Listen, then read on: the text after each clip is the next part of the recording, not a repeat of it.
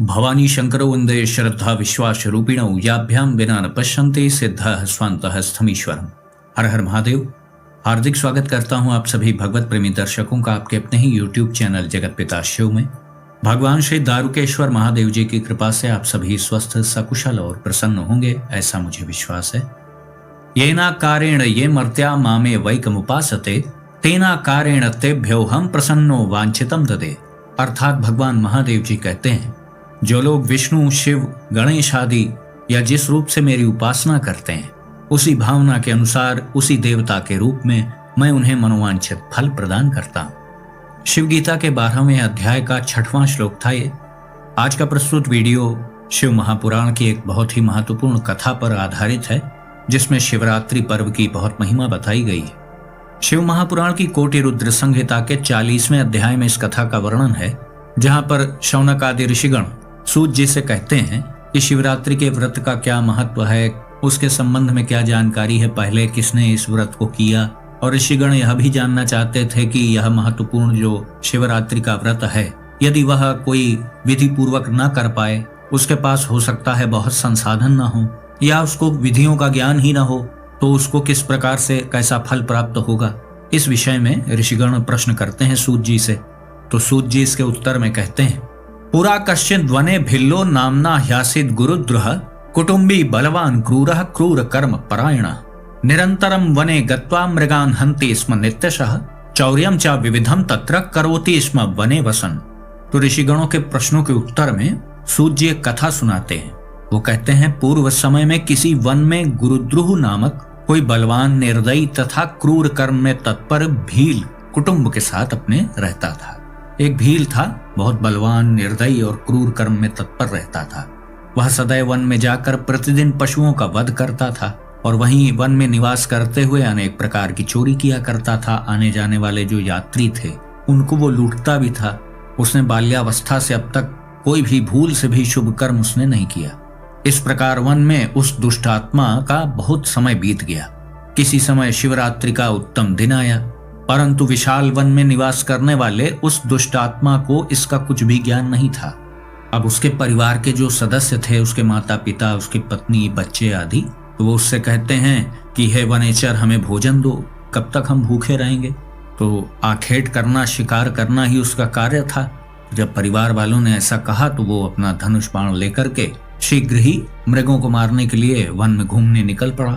वही उसके भोजन का आधार था, उसके परिवार का और उसके लिए भी। सामान्यतः तो वो थोड़ी ही देर में अपना शिकार ढूंढ लेता था और उसे मारकर उसको लेके अपने घर चला जाता था।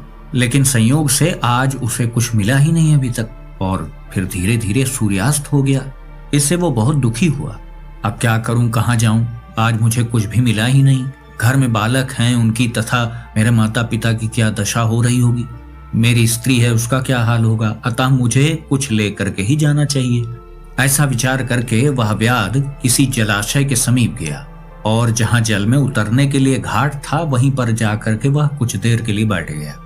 अवश्यमत्र कश्चित् द्वै जीवश्चैवागमिष्यति तम हत्वा स्वगृहं प्रीत्या यास्यामि कृतकार्यकः इति मत्वा स वै वृक्षमेकं बिल्वेति संज्ञकं समारूह्य स्थितस्तत्र जलमादाय भिल्लकः। वह घाट पर बैठकर अपने मन में विचार करने लगा कि इस स्थान पर जल पीने के लिए कोई न कोई जंतु तो अवश्य ही आएगा। तब मैं उसे मारकर अपना कार्य सिद्ध करके आनंद पूर्वक अपने घर चला जाऊंगा। इस प्रकार का विचार करके कुछ जल अपने साथ पीने के लिए रख करके वह वहीं पर निकट ही एक बिल्व के वृक्ष पर चढ़ गया और एक डाली पर छुप के बैठ गया।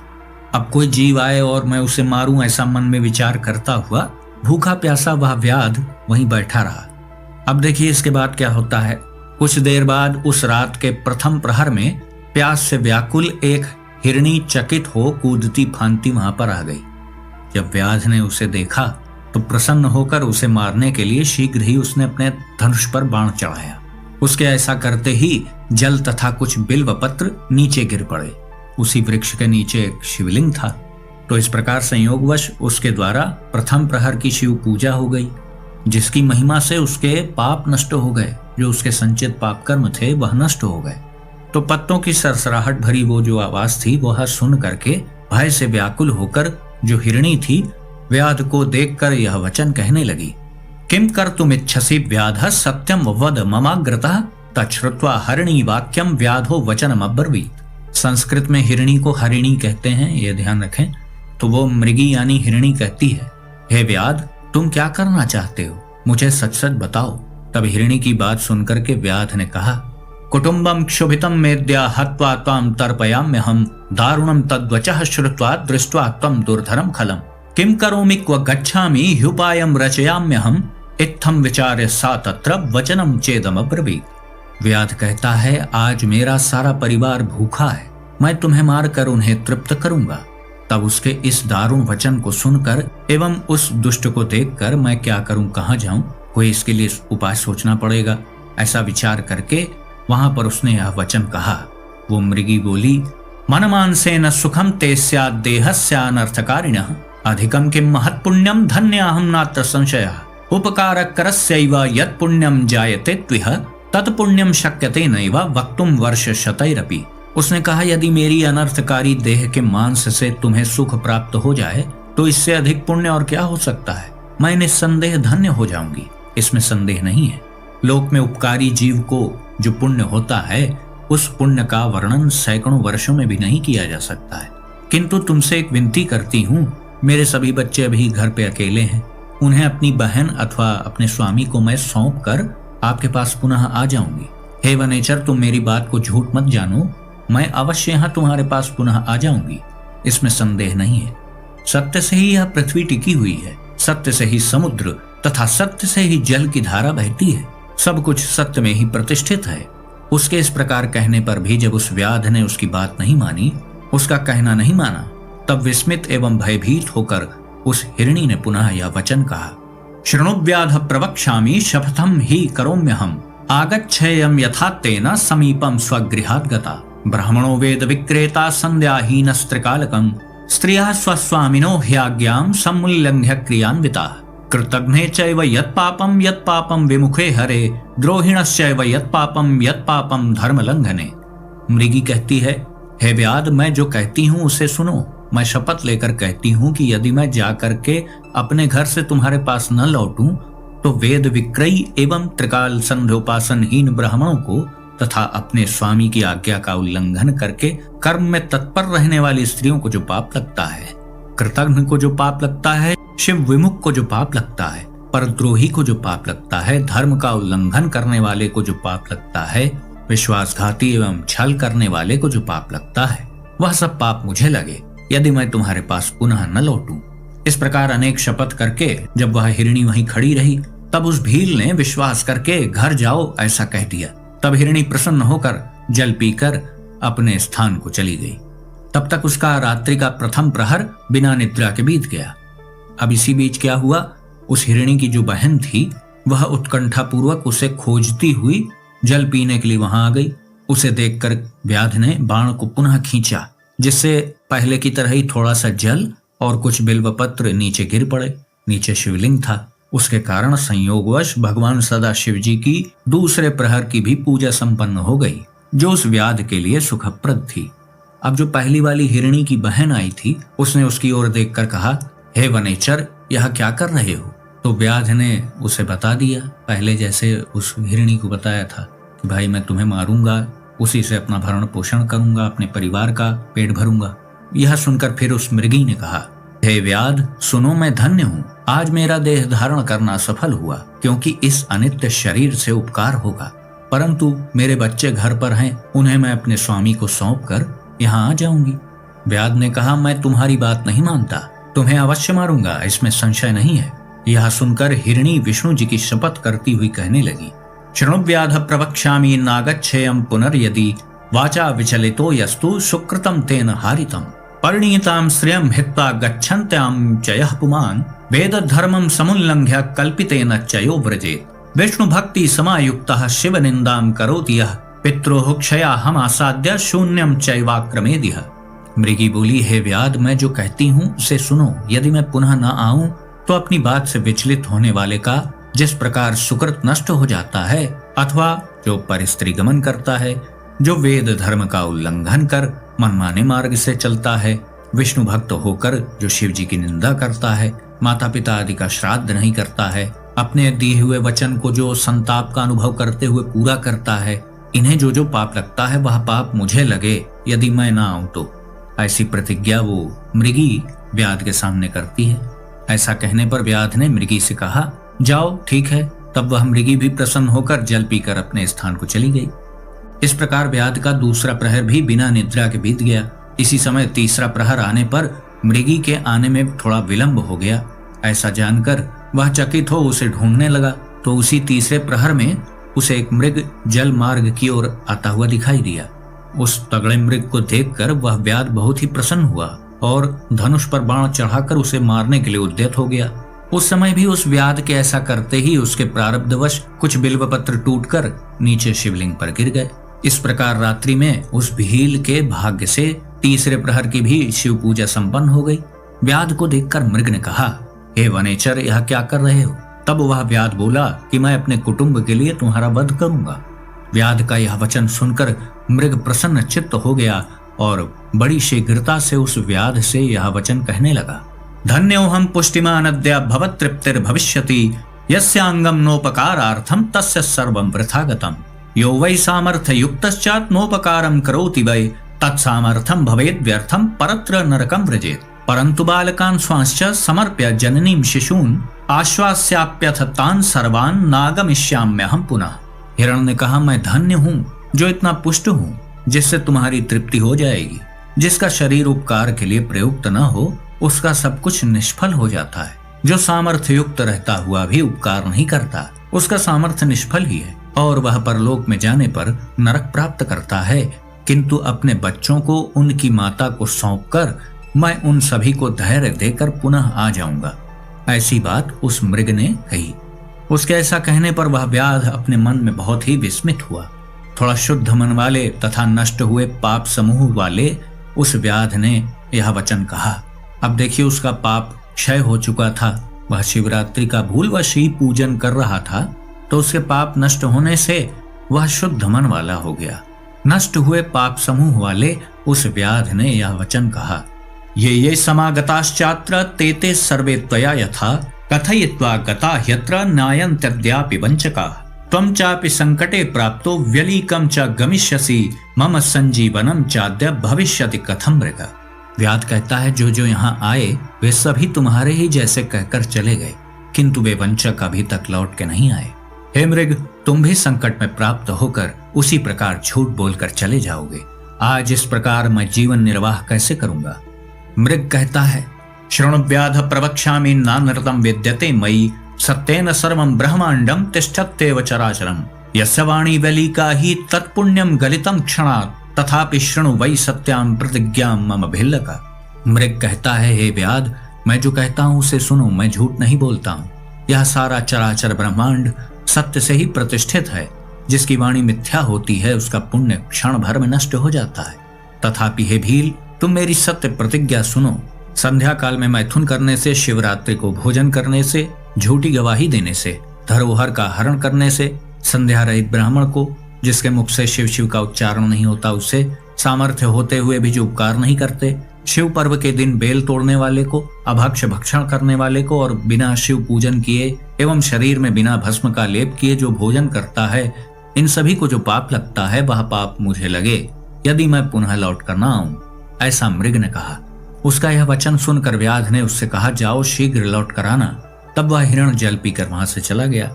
इसके बाद भली भांति प्रतिज्ञा किए हुए वे सभी मृग और मृगी अपने आश्रम में यानी घर पे जाकर परस्पर मिले और एक दूसरे को सारा समाचार परस्पर बताया। इस प्रकार सारा वृत्तांत सुनने के बाद उन लोगों में आपस में ऐसी प्रतिस्पर्धा होने लगी कि मैं जाऊंगा, मैं जाऊंगा, मैं जाऊंगी। उनमें से जो हिरणी सबसे बड़ी थी उसने अपने स्वामी से कहा, हे मृग, तुम्हारे बिना ये बालक किस प्रकार यहाँ निवास करेंगे? मैंने ही सबसे पहले प्रतिज्ञा की थी, अतः मुझे ही वहां जाना चाहिए। आप दोनों यहीं रहे। उसकी यह बात सुनकर छोटी हिरणी जो थी वह कहने लगी, मैं तुम्हारी सेविका हूँ, आज मैं जाती हूँ, तुम यहीं पर रहो। यह सुनकर मृग ने कहा, मैं ही वहां पर जा रहा हूँ, तुम दोनों यहाँ रहो, क्योंकि माता के द्वारा ही बालकों की रक्षा होती है। मृग की इस प्रकार बात सुनने के बाद भी उन दोनों मृगियों को अच्छा नहीं लगा। ये धर्म सम्मत उन्हें नहीं लगा। तो इसके बाद उन बालकों को धैर्य देकर तथा उन्हें पड़ोसियों को सौंपकर वे सभी तीनों लोग शीघ्र ही वहां चले गए जहां वो व्याध बैठा था। इधर वो तीनों व्याध के निकट पहुंचे और उधर मृग के जितने बच्चे थे वो सब भी पीछे पीछे चल पड़े कि जो इनकी गति होगी वही हमारी भी गति होगी। सब प्रारब्धवशात हो रहा था, सब प्रभु की ही लीला है। उन तीनों को देखकर व्याध अत्यंत हर्षित हो उठा और धनुष पर बाण चढ़ाने लगा। इतने में शिव जी के ऊपर पुनः जल और बिल्व पत्र गिर पड़े। उससे चतुर्थ प्रहर की उत्तम पूजा संपन्न हो गई। फिर तो क्षण भर में उसका सारा पाप नष्ट हो गया। उस समय तीनों मृगियों एवं मृग ने शीघ्रता पूर्वक कहा, हे व्याध श्रेष्ठ, अब तुम हम लोगों पर कृपा करो और हमारे शरीर को सार्थक करो। उनकी यह बात सुनकर भील आश्चर्यचकित हुआ, क्योंकि शिवजी की पूजा के प्रभाव से उसे दुर्लभ ज्ञान प्राप्त हो गया। ज्ञान रहित ये मृग धन्य है, ये परम सम्माननीय हैं जो अपने शरीर से परोपकार करने में तत्पर हैं। मैंने इस समय मनुष्य जन्म पाकर भी क्या फल प्राप्त किया। मैंने दूसरों के शरीर को पीड़ित करके अपने शरीर का पालन किया। हाय, मैंने नित्य अनेक पाप करके अपने कुटुंब का पालन पोषण किया। इस प्रकार के पाप करने के कारण अब आगे मेरी क्या गति होगी? मैं किस गति को प्राप्त होऊंगा? मैंने तो जन्म से ही पाप किया है। मैं इस समय भी ऐसा ही सोच रहा हूँ। मेरे जीवन को धिक्कार है। इस प्रकार से ज्ञान को प्राप्त हुआ वह व्याध अपने बाण को उतारते हुए कहने लगा कि हे श्रेष्ठ मृगों, तुम लोग धन्य हो, अब जाओ। उसके मन में अहिंसा का भाव जागृत हो गया। प्रभु की कृपा से उसके ज्ञान चक्षु खुल गए। उसने किसी भी प्रकार की जीव हिंसा का त्याग कर दिया। इसीलिए उसने कहा कि जाओ, तुम मुक्त हो, अब मैं तुम्हें नहीं मारूंगा। अब देखिए, अद्भुत घटना घट गई। उसके बाद सत्युक्ते च तदा तेन प्रसन्नः शंकरस्तदा पूजितम च स्वरूपम ही दर्शयामास सम्मतम। अर्थात तब उसके इस प्रकार कहने पर शंकर जी ने प्रसन्न होकर अपने लोक पूजित उत्तम स्वरूप को उसे दिखाया, यानी प्रभु ने दर्शन दिए। संस्पृश्य कृपया शंभुस्तम व्याधम प्रीतितो ब्रवीत वरम ब्रूहि प्रसन्नोस्मि व्रतेनानेन भिल्लक। व्याधोपि शिव रूपम च दृष्ट्वा भुक्तो भवक्षणात् पपात शिव पादाग्रे सर्वं प्राप्तम मिति ब्रुवन्। अर्थात इसके बाद कृपा पूर्वक उस व्याध को स्पर्श करके शिव जी ने प्रसन्नता पूर्वक कहा, हे भील, मैं तुम्हारे इस व्रत से प्रसन्न हूँ, वर मांगो। व्याध भी शिव जी के स्वरूप को देखकर क्षण मात्र में ही सारे बंधनों से मुक्त हो गया और मैंने आज सब कुछ पा लिया, ऐसा कहता हुआ शिव जी के चरणों के आगे गिर पड़ा। शिव जी बोले, शृणुव्याधद्य भोगास्त्वं भुंक्ष दिव्यान् यथेप्सितान् राजधानीं समाश्रिता श्रृंगवेर पुरे पराम। अनपाया वंश वृद्धि श्लाघनीयः सुरैरपि गृहे रामस्तव व्याध समायास्यति निश्चितम। इसके बाद शिव जी उस व्याध का नामकरण करते हैं, उसका नाम गुह रखते हैं। यही आगे चल करके निषाद राजगुह के नाम से प्रसिद्ध होता है। आगे प्रभु कह रहे हैं, सुनो, इस समय तुम श्रृंगवेरपुर में अपनी श्रेष्ठ राजधानी बनाकर यथेष्ट दिव्य सुखों का उपभोग करो। श्रृंगवेरपुर तीर्थराज प्रयाग में है। वहां अक्षय रूप से तुम्हारे वंश की वृद्धि होगी, ऐसा प्रभु कह रहे हैं। हे व्याध, तुम देवताओं के लिए भी प्रशंसनीय रहोगे। तुम्हारे घर साक्षात श्री रामचंद्र जी निश्चित रूप से पधारेंगे। मेरे भक्तों से प्रेम करने वाले वे तुमसे मित्रता करेंगे और मेरी सेवा में आसक्त चित्त वाले तुम दुर्लभ मोक्ष को प्राप्त कर लोगे। इसी बीच वे सभी मृग भी शिव जी का दर्शन पाके उन्हें प्रणाम करके मृग योनि से मुक्त हो गए और दिव्य देह धारण करके विमान पर आरूढ़ होकर के स्वर्गलोक को चले गए। तभी से शिव जी अर्बुदाचल पर्वत पर व्याधेश्वर नाम से प्रसिद्ध हुए, जो दर्शन तथा पूजन से शीघ्र भोग एवं मोक्ष प्रदान करने वाले हैं। आगे चलकर निषाद राजगुह की भेंट भगवान श्री रामचंद्र जी से भी होती है। वन गमन के समय श्रृंगवेरपुर में ही रात्रि विश्राम प्रभु श्री राम जी करते हैं। इसके बाद कथा के अंत में सूत जी बताते हैं कि शिव भक्ति के प्रभाव से निषाद राजगुह अंत में शिव सायुज्य मुक्ति को प्राप्त हुआ। त्रुटिवश, भूलवश, अज्ञानतावश शिव पूजन होने से उसे शिव सायुज्य मुक्ति प्राप्त हुई। तो जो श्रद्धा भावना के साथ, पूरी तत्परता के साथ, पूरे समर्पण भाव के साथ जब पूजन करता है तो उसे सायुज्य मुक्ति प्राप्त हो जाए तो कौन सा आश्चर्य है। तो आपने जाना कि शिव महापुराण में महाशिवरात्रि की 4 प्रहर की पूजा का जो विधान है उसकी क्या महिमा है, और उसमें किसी भी प्रकार से आप पूजन कर लें तो वही बड़ी महत्वपूर्ण बात है। सबसे बड़ी बात है कि रात्रि जागरण करें। इस कथा में भी आप देखें, वह व्याध एक क्षण के लिए भी सोया नहीं। महाशिवरात्रि महारात्रियों में से एक है। रात्रि जागरण करते हुए यथाशक्ति आप जो भी कर पाएं वह सब कुछ स्वीकार है प्रभु को। सबसे मुख्य बात है अपने चित्त को अपने इष्ट देव से जोड़कर रखना। इस पर विशेष आप ध्यान दें। तो आज का वीडियो हम यहीं समाप्त करते हैं। आशा करता हूँ यह कथा आप सभी को अच्छी लगी होगी। यदि वीडियो आपको पसंद आया तो इसे लाइक करें, अपने मित्रों बंधु बांधवों के साथ शेयर करें। यदि इस चैनल का वीडियो आप पहली बार देख रहे हैं तो कृपया इस चैनल को सब्सक्राइब करें और बेल आइकन को भी अवश्य प्रेस कर दीजिएगा, जिससे आगे आने वाले जो मेरे वीडियोस हैं उसकी सूचना आपको सही समय पर प्राप्त हो जाए। तो भगवान श्री नटेश्वर महादेव जी से मैं ऐसी प्रार्थना करता हूँ कि वो आप सभी को सदा सुखी, स्वस्थ और ऊर्जावान बनाए रखें। मिलते हैं अगले वीडियो में एक नई और उपयोगी जानकारी के साथ। तब तक के लिए आप सभी भगवत प्रेमी भक्तों को हर हर महादेव।